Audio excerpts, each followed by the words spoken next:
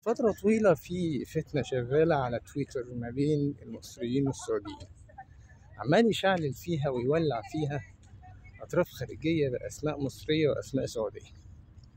المشكلة بقى إن الرجالة من الطرفين مش في دماغهم الحكاية دي. هوب أي حد حط علم السعودية يبقى السعوديين هم اللي بيغلطوا، هوب أي حد حط علم مصر يبقى المصريين بيغلطوا.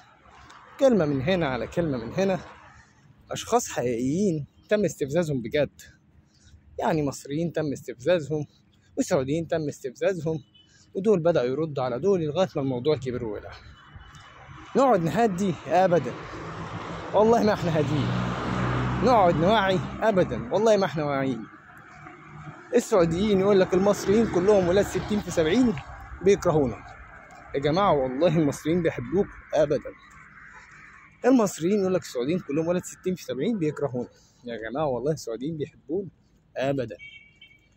وهكذا لغاية بقى ما دخل الجديد، صفحات بأسماء المفروض انها مش اسماء بقى شخصية زي احمد ومحمد وكده، لا لا لا، صفحات بقى بتتكلم بصوت دولة او بصوت، المهم هم الصفحات دي عامة منتحلة الشخصيات دي.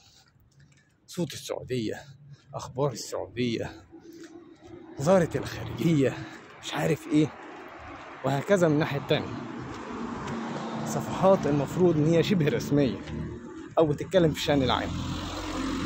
هي دي بقى المشكلة الكبيرة. فوق يا جدعان، فوق، انتوا عمالين تخرفوا بجد، والله العظيم بتخرفوا. فوق اللي بيحصل ده، ما تسوس علينا، والله ما تسوس علينا. فوق.